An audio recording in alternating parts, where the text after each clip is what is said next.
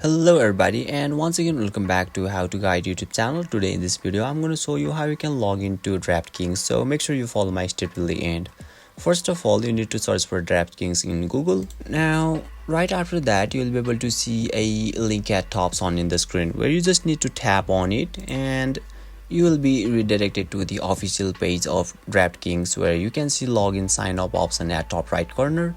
You just simply need to tap on there and you will be redirected to the official login page of DraftKings where it is asking us for our email address or username and our password. So let me show you an example. So yeah, once your credential is completed, click to login and you will be able to log in, and by chance if you have forgotten your password, simply click on forgot passwords on the screen and complete the formalities and you will be able to log in. So basically this is how you can log into DraftKings, and if you still encounter any issue during this process, feel free to leave a comment and I'll be happy to assist you.